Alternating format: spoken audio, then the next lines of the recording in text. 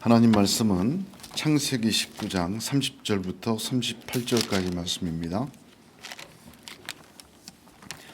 함께 교독하도록 하겠습니다. 제가 먼저 봉독합니다. 롯이 소알에 거주하기를 두려워하여 두 딸과 함께 소알에서 나와 산에 올라가 거주하되 그 두 딸과 함께 굴에 거주하였더니 큰 딸이 작은 딸에게 이르되 우리 아버지는 늙으셨고 온 세상의 도리를 따라 우리의 대필 될 사람이 이 땅에는 없으니 우리가 우리 아버지에게 술을 마시게 하고 동침하여 우리 아버지로 말미암아 후손을 이어가자 하고 그 밤에 그들이 아버지에게 술을 마시게 하고 큰 딸이 들어가서 그 아버지와 동침하니라. 그러나 그 아버지는 그 딸이 눕고 일어나는 것을 깨닫지 못하였더라. 이튿날 큰딸이 작은딸에게 이르되 어젯밤에는 내가 우리 아버지와 동침하였으니 오늘 밤에도 우리가 우리 아버지에게 술을 마시게 하고 네가 들어가 동침하고 우리가 아버지로 말미암아 후손을 이어가자 하고 그 밤에도 그들이 아버지에게 술을 마시게 하고 작은 딸이 일어나 아버지와 동침하니라. 그러나 아버지는 그 딸이 눕고 일어나는 것을 깨닫지 못하였더라. 롯이 두 딸이 아버지로 말미암아 임신하고 큰 딸을 아들이라 이름을 모압이라 하였으니 오늘날 모압의 조상이요. 같이 있습니다. 작은 딸도 아들을 낳아 이름을 베남이라 하였으니 오늘날 암몬 자손의 조상이었더라. 아멘.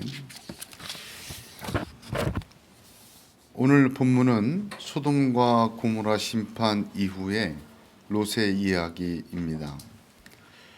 창세기에 기록된 소돔과 고모라의 심판의 이야기 중에 성경이 관심을 갖는 것은 소돔과 고모라가 아니라 롯입니다.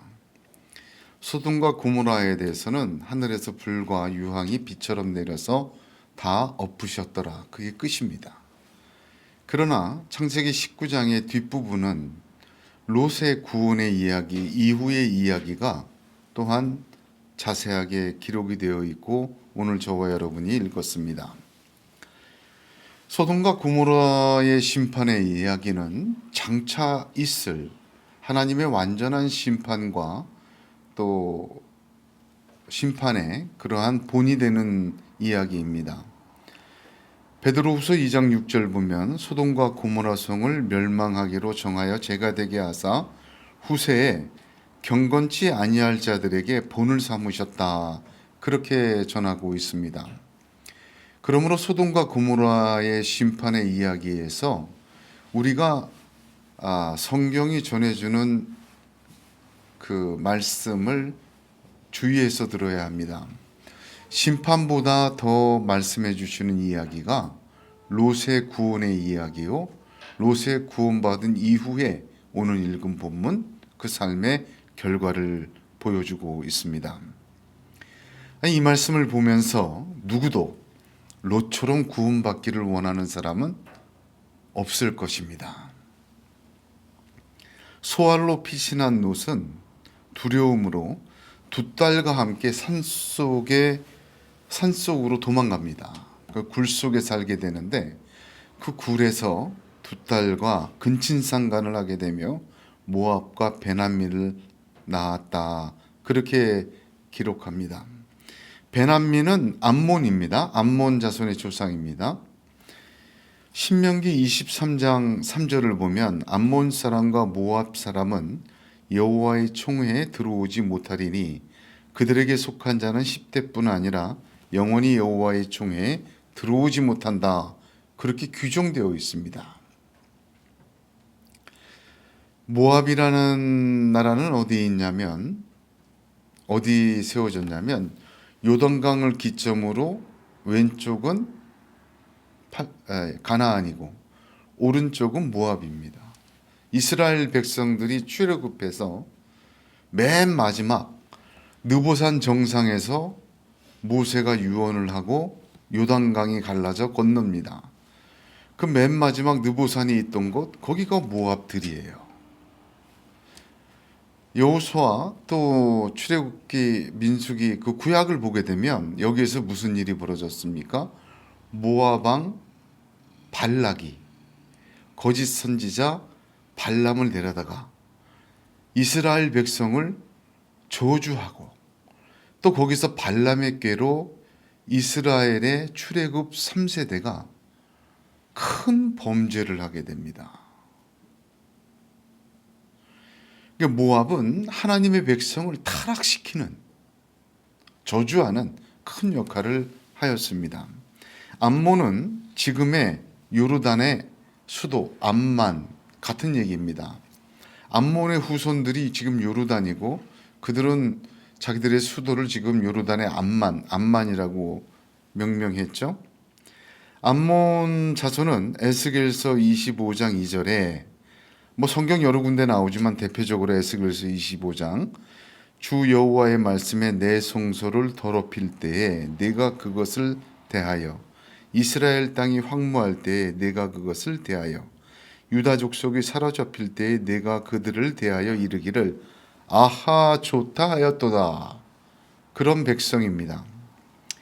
모압과 암몬 이 두 백성은 결코 언약의 백성에 포함되지 못하는 저주의 후손들이 되었습니다. 두 딸은 꾀를 내어서 아버지로부터 씨를 받아 두 아들을 얻고 후손을 이어가자 하였지만 이어간 그 후손은 저주의 백성, 가장 패역한 무리, 하나님의 역사를 방해하고 온몸으로 거부하는 그러한 모압과 암몬이 되고 만 것입니다. 롯은 구원받았습니다. 생명을 얻었지요. 그렇지만 이렇게 수치스러운 삶과 수치스러운 결과, 비참한 구원의 결과를 얻게 되었습니다. 예수를 믿으면서도 육으로 산다. 이 롯의 대표적인 예입니다. 신앙 안에서 육으로 산 결과는 너무나도 파괴적인 것을 보여주고 있습니다. 무늬만 그리스도인이요 자기의 욕심과 탐욕을 채우며 사는 것이 얼마나 파괴적이고 구원 안에서 얼마나 비참한 것인지를 보여주고 있습니다. 롯이 구원받았습니다만 그의 결국은 뭐예요? 두려움이었어요. 술 취함이었습니다.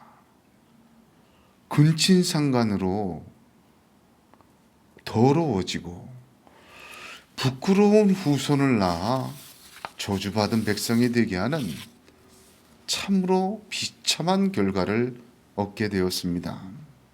요한복음 3장 6절에 육으로 난 것은 육이요 성령으로 난 것은 영이라 했습니다. 갈라디아서 6장 8절에도 자기의 육체를 위하여 심는 자는 육체로부터 썩어진 것을 거두고 성령을 위하여 심는 자는 성령으로부터 영생을 거둔다 하셨습니다.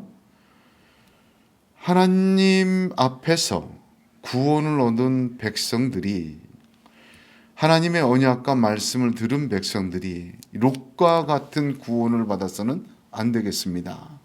특별히 오늘 이 험악한 죄악된 소돔과 고모라의 심판을 앞둔 것과 같은 세상에 저와 여러분이 살면서 하나님의 구원의 역사 속에서 이렇게 롯과 같은 구원, 저와 여러분에게는 해당되지 않고 아브라함에게 주시는 언약의 구원 이루어지기를 주님의 이름으로 축복합니다. 롯이 그러면 왜 이렇게 됐을까? 왜 이런 구원을 받았을까? 왜 이런 구원의 열매를 얻었을까? 성경을 보게 되면 가장 중요한 건 하나님의 상급을 경솔히 여겼어요. 제가 이전에 운전을 하다가 길에서 타이어가 터진 경험이 있습니다. 이전에는 긴급 출동 그런 게 없었어요. 그래서 좀 막연하게 있는데 직접 타이어를 갈던지 어디 정비소까지 차를 견인해서 가야 되는데 추운 겨울날 인적도 드문 곳이라 참 그러질 못했습니다. 근데 마침 거기서 발을 동동 구르고 있는데 견인차 같은 그 정비차가 지나가는 것을 만나게 됐어요. 붙들어서 소리를 질러서 그 차를 세워서 급하게 됐다. 내 타이어를 좀 갈아달라. 그 추운 겨울날 그 야외에서 그런 작업을 하려니까 얼마나 어려웠습니까? 그때 돈으로 10만 원, 굉장히 큰 돈이었는데 10만 원을 달라 그래요. 뭐 안 줄 도리가 없죠. 근데 그 사람이 그 타이어를 스페어 타이어로 갈아주는데 1시간 가까이 걸렸어요. 한 대에서 땅바닥, 그 얼은 땅바닥에 막 기어 들어가면서 안 되는 걸 막 풀어가지고 이렇게 타이어를 갈아서 저는 위기를 넘기고 그 고맙게도 만난 기사분은 10만 원을 벌었죠. 그분이 저의 딱한 처지도 이해를 했지만 그분이 자기에게 돌아오는 그 10만 원이라는 보상과 상급을 위해서 수고를 마다하지 않았습니다. 이 세상 사는 이치를 보게 되면 내가 얻을 어떠한 보상과 상급을 위해서는 정말 최선을 다해요. 또 상급과 보상이 확실하다면 그걸 또 수고라고 생각하지 않고 기회라고도 생각을 하게 됩니다. 여기 우리 교회 인테리어 작년 겨울이 추울 때 하면서 일하시는 분들하고 같이 일을 했었지만 놀랍더라고요. 같이 한 달을 해보니까 그 새벽에 나와서 정말 한 10시만 되면 뭐 너무 배가 고파서 눈이 빠질 정도로 일을 하게 되더라고요. 근데 그러한 일을 다 마치고 갈 때는 또 아주 기분 좋게 가는 걸 보게 됩니다. 우리가 이 세상을 살면서 하나님으로부터 받는 상급과 축복을 롯처럼 경솔히 여기면 굉장히 실패하는 신앙이 됩니다. 하나님의 축복이 자기의 계획과 자기의 삶에 도와주시는 보조수단으로만 생각하는 분도 참 비참한 경우를 맞이하게 되는 것을 보게 됩니다. 어떤 분은요, 천국과 하나님의 상급은 있어도 그만, 없어도 그만이라고 생각하는 분이 있어요. 아주 나이스하고 뭐 자기가 자신 있게 그거는 뭐 주셔도 되고 뭐 안 주셔도 그만이고 아주 의로운 것 같고 믿음 좋은 것 같죠? 여러분, 그것은 성경을 따라 믿는 믿음이 아니라 자기 신념이고 종교적인 확신에 불과합니다. 알곡과 겨가 있다면 알곡 빼는 껍질이에요. 그 믿음. 겨와 같도다, 성경에서 그렇죠. 그런 믿음, 잘 믿는 것 같고 하나님은 보상을 안 바라고 하는 것에서 의로운 것 같아도 겨와 같은 믿음이에요. 믿음 없는 것이고 어떻게 보면 종교적인 신념에 불과합니다. 히브리서 11장 6절에 믿음 없이는 기쁘시게 못하니 하나님께 나아가는 자는 반드시 그가 계신 것과 또한 그가 자기를 찾는 자들에게 상 주시는 이심을 믿어야 할지니라. 아멘. 하나님의 상 주심을 경홀히 여기지 마십시오. 받아도 그만, 안 받아도 그만이 아니에요. 왜 하나님께서 언약을 세우시고 하늘의 별처럼 바다의 모래처럼 너로 인하여 모든 민족이 복을 받고 왜 약속을 하시고 상급을 약속하십니까? 상 받아야 삽니다. 하나님의 상 없이 육신의 열매로만 얻는 것 다 사라지고 마는 거예요. 사람은 하나님의 상급 반드시 받아야 됩니다. 그게 믿음이에요. 그래서 11장에 기록된 그 믿음의 선조들의 이야기를 얘기하면서 대표적으로 아브라함은 이는 하나님의 경영하시고 지으실 터가 있는 성을 바랐다, 그렇게 얘기하죠. 모세는 어떻게 얘기합니까? 그리스도를 위하여 받는 능력을 애굽의 모든 보화보다 더 큰 재물로 여겼으니 이는 상주심을 바라봅니다. 아브라함과 모세의 믿음이 그랬어요. 아니, 아브라함도 그랬고 모세도 그랬는데 우리가 아브라함과 모세보다 더 뛰어난 자입니까? 그건 결코 아닌 줄로 압니다.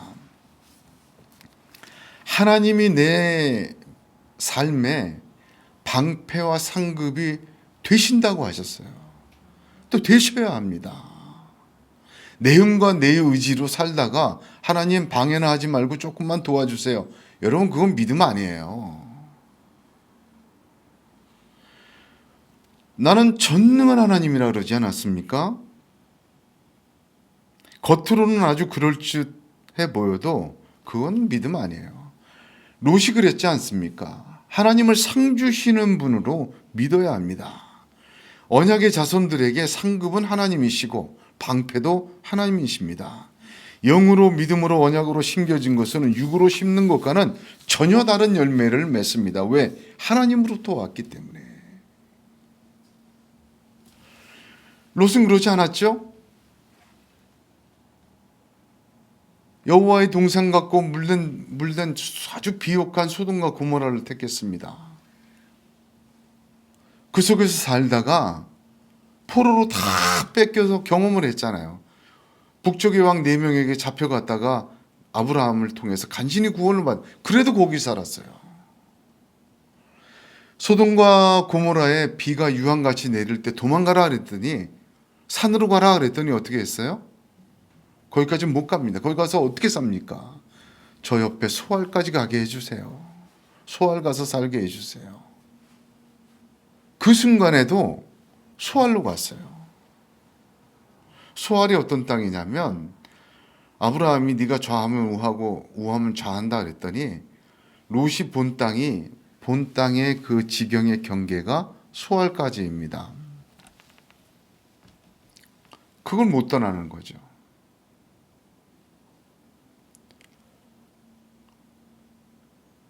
지금 롯은 하나님의 상급을 경홀히 여겼고 자기가 쥐고 있는 것을 놓지 못했어요.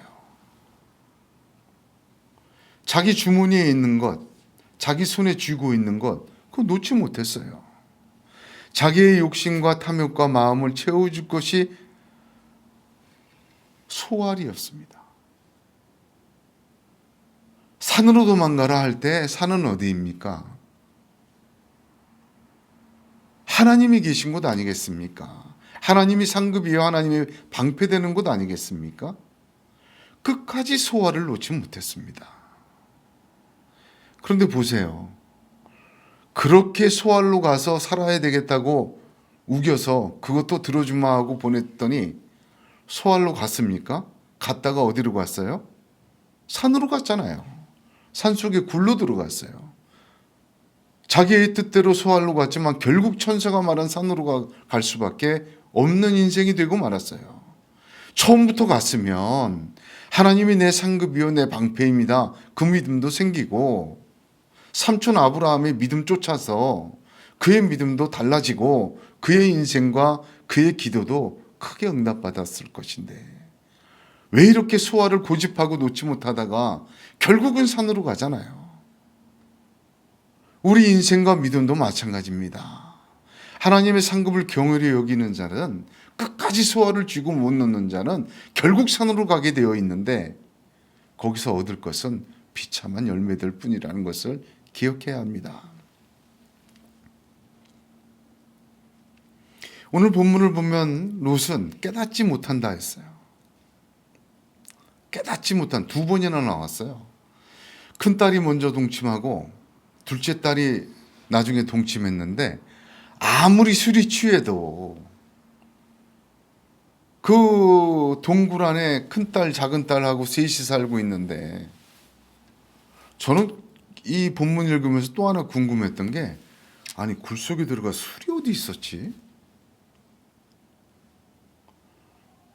뒤돌아보지 말고 산으로 그러니까 소알까지 갔는데 거기가 맨손으로 갔겠죠?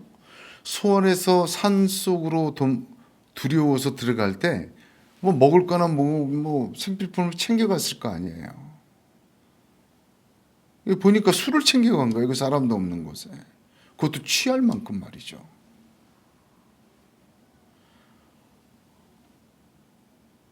근데 2딸과 연속으로 술 먹고 잤는데 깨닫지 못하더라. 2번이나 반복을 하고 있어요. 사실 이게 가능한 일입니까? 가능한 일입니다. 이미 롯이 갈대아 우르부터 아브라함과 함께 나왔지 않습니까? 애굽에도 함께 내려갔고 거기서 바로 왕을 치시는 하나님의 음성을 애굽 왕 바로로부터 들었고 함께 재산을 얻어서 나왔어요. 그리고 하나님이 약속하신 대로 그 거부가 되어서 도저히 같이 있지 못할 정도로 재산이 불어납니다. 그것도 눈으로 봤습니다. 그래서 자기가 소돔과 고모라에 거할 때 그 전쟁이 일어났을 때 하나님이 아브라함과 318명의 용사로 그 큰 군대를 물리치는 것도 자기가 체험했어요. 그런데도 다시 소돔과 고모라로 갑니다. 무슨 얘기냐? 하나님이 계속해서 삶 가운데 주시는 그 깨달음의 기회를 끝까지 깨닫지 않았어요. 믿음으로 끝까지 깨닫지 못하는 자, 결국 어떻게 됩니까? 육적으로도 깨닫지 못하게 돼요.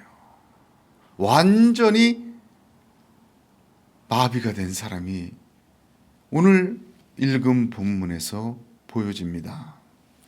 깨달을 수 없는 자가 되어버리고 말았어요. 하나님의 깨닫게 하심을 계속 놓치다가 결국은 자기 인생에 정말 더러움인지 수치인지 뭔지 자기 신상에 벌어진 일조차 깨닫지 못하는 이러한 인생이 되고 만 것입니다. 오늘 하나님의 말씀은 참 진리입니다. 자기가 원한 곳으로 가는 것, 심판 앞에서도 여호와의 동산 같은 곳을 쳐다자는 육의 생각을 버려야 합니다.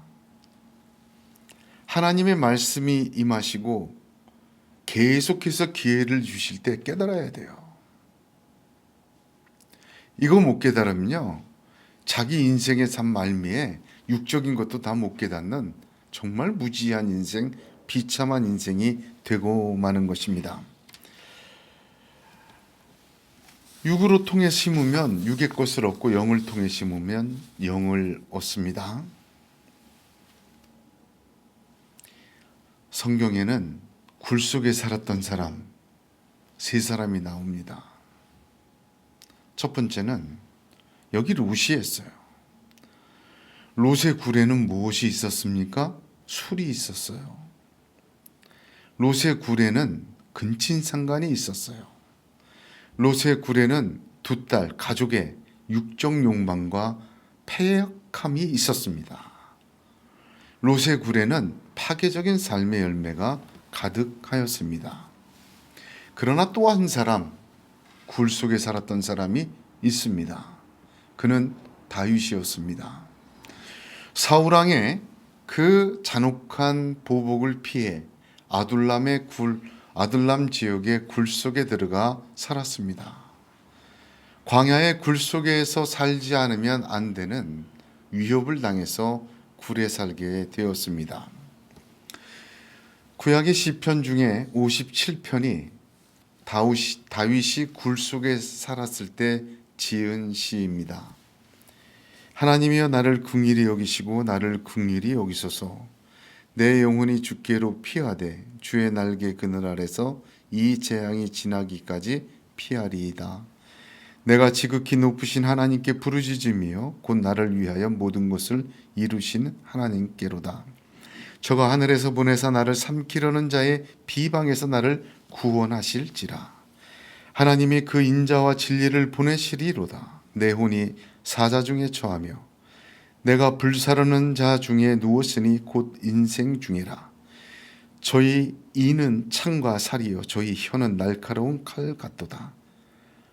하나님이여 주는 하늘 위에 높이 들리시며 주의 영광은 온 세계 위에 높아지기를 원하나이다. 저희가 내 걸음을 장애하려고 그물을 예비하였으니 내 영혼이 억울하도다. 저희가 내 앞에 웅덩이를 팠으나 스스로 그 중에 빠졌도다. 하나님이여 내 마음이 확정되고 내 마음이 확정되어 싸우니 내가 노래하고 내가 찬송하리이다. 내 영광아 깰지어다. 비파야 수금아 깰지어다. 내가 새벽을 깨우리로다. 주여 내가 만민 중에서 주께 감사하며 열방 중에서 주를 찬송하리이다. 9절까지만 제가 읽습니다. 할렐루야. 다윗의 굴에는 뭐가 있었어요? 찬송이 있었어요. 다윗의 굴에는 뭐가 있었어요? 믿음이 있었어요. 다윗의 굴 속에는 내가 새벽을 깨우고야 말겠다는 확신과 언약에 대한 소망이 있었고, 하늘에서 하나님께서 천사를 통하여 세워주신다는 믿음이 있었어요. 롯의 굴 속에서는 육으로 심은 것이 가득하였고, 다윗의 굴 속에서 믿음으로 심은 것이 가득하였습니다. 다윗은 왕이 되었고, 롯은 모압과 암몬을 낳아 저주받는 백성의 시조가 되었습니다. 또 한 사람, 굴 속에 살았던 사람, 다니엘이 있었습니다. 풀무불에 던져놓아도 살아난 다니엘이었는데, 다니엘서 6장을 보게 되면 또 모함을 받아가지고 사자굴에 던져지게 됩니다.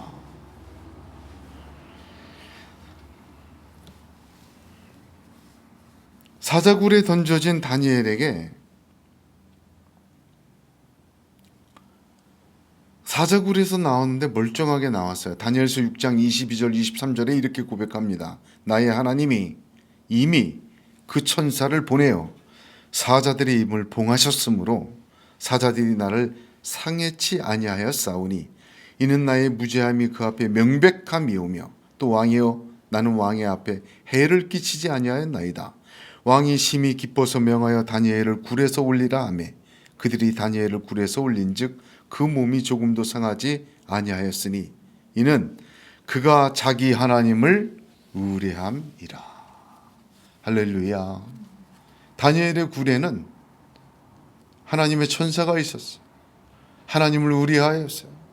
하나님 앞에서 겸손히 하나님의 도움을 받은 축복이 있었습니다.